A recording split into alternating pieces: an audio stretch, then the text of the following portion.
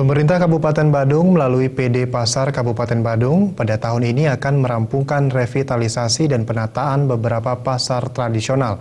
Hal itu bertujuan untuk mewujudkan pasar yang representatif dan sehat bagi masyarakat.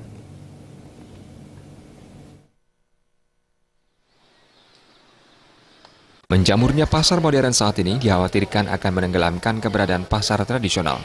Pasalnya, pasar modern jauh lebih bersih dan nyaman dibandingkan pasar tradisional yang identik dengan kotor dan bau. Untuk itulah, Pemkab Badung melalui PD Pasar akan merevitalisasi beberapa pasar dari 9 pasar tradisional yang ada menggunakan penyertaan modal pemerintah. Sebagai tahap awal, melanjutkan revitalisasi pasar kapal yang pada tahun ini sudah memasuki pengerjaan tahap kedua. Berikutnya pasar Nusa Dua dan pasar Petang. DED pun telah disiapkan. Penataan dan revitalisasi pasar tradisional bertujuan untuk mewujudkan pasar yang representatif dan sehat bagi masyarakat.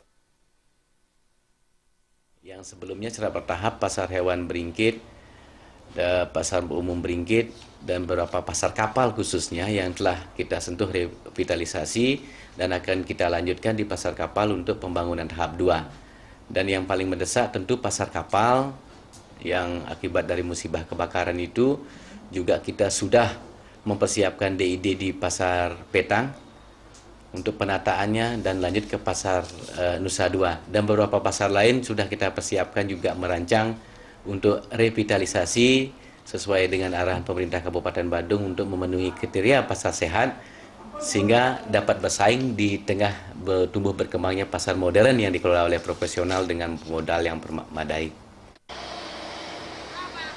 Rai Sukabagia mengatakan, mewujudkan pasar tradisional yang representatif merupakan komitmen pemerintah Kabupaten Badung, ditunjang dengan memberikan pelayanan prima serta peningkatan kualitas SDM. Semua itu akan berkontribusi positif pada pertumbuhan perekonomian masyarakat. Darmawan dan Winata